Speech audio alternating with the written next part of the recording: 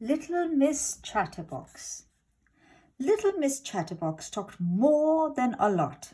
She talked all the time, day in and day out, week after week, month after month, year in and year out. She never stopped.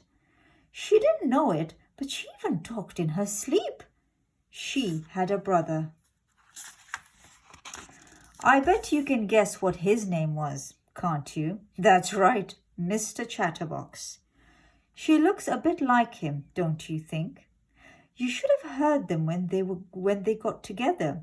You couldn't get a word in edgeways or sideways or anyways. Have you ever heard about somebody being able to talk the hind leg of a donkey? Well, Mr. Chatterbox could talk both hind legs of a donkey, and his sister could talk the hind leg of an elephant. Now, this story is about the time little Miss Chatterbox decided to get herself a job, which she did in a bank in Happy Land. At 10 o'clock one Monday morning, Mr. Happy strolled into the Happy to Lend You bank in the middle of Happy Town. He took out his checkbook, wrote a check, and went to the counter. Behind the counter, on her first morning at work, stood little Miss Chatterbox. She smiled at Mr. Happy. Mr. Happy smiled back. "Good morning," he said cheerfully. "Well," said little Miss Chatterbox, taking a deep breath.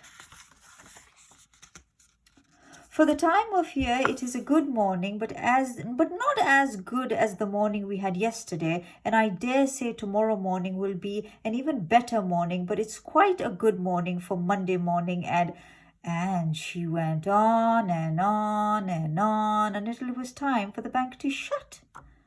Mr. Happy was still standing there with his mouth open in amazement. He'd been there for hours. "And now," continued little Miss Chatterbox, "it's time for the bank to shut and time for me to go home. So goodbye and nice talking to you." And she went home, leaving poor Mr. Happy without any money. The following morning she was fired.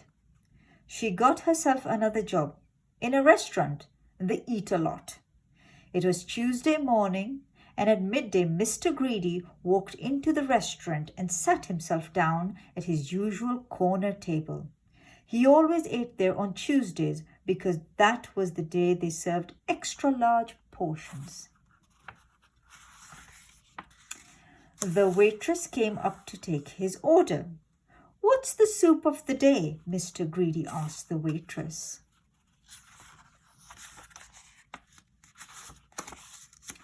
"Well," said little Miss Chatterbox, for she was the waitress, "the soup of the day is tomato, but we also have other soups on the menu, such as oxtail and vegetable and chicken noodle, and we have lots of other things to start with, such as..." And she went on and on and on until midnight. Mr. Greedy, still sitting there listening in amazement. He'd been there for 12 hours, listening. "And now," continued little Miss Chatterbox, "it's time for the Eat-A-Lot restaurant to shut and for me to go home. So goodbye and nice talking to you." And she went home, leaving poor Mr. Greedy feeling rather empty. The next morning she was fired. The same thing happened all week long. On Thursday morning she was fired from her job as an assistant in a hat shop. Miss Splendid went into the shop to buy herself a new hat, but she couldn't. "Oh, madame, I've just the hat for you, and I know you're going to love it because it's pink, and it's pink is your color," and it was all talk and no hat. On Friday morning she was fired from her job as a secretary to Mr. Uppity. Mr. Uppity, incidentally, was the richest man in the world. I just thought you'd like to know. But poor Mr. Uppity didn't make any money the day that little Chatterbox was working for him. Oh, no.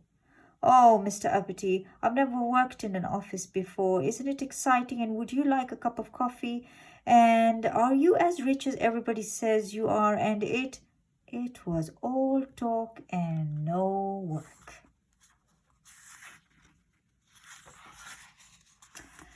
But this story was a happy ending because at the very end of that week, little Miss Chatterbox managed to find herself a job that suited her down to the ground and up to the sky.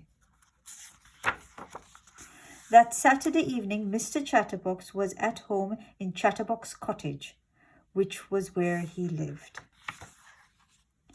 Mr. Chatterbox was cross because his watch had stopped and he had arranged to meet little Miss Sunshine at 7 o'clock, and he had no idea what the time was.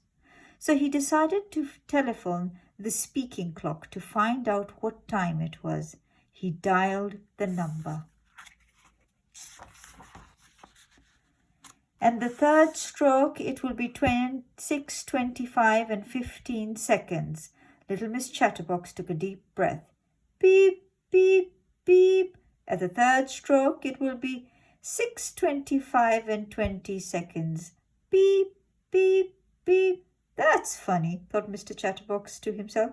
That sounds just like my sister. The end.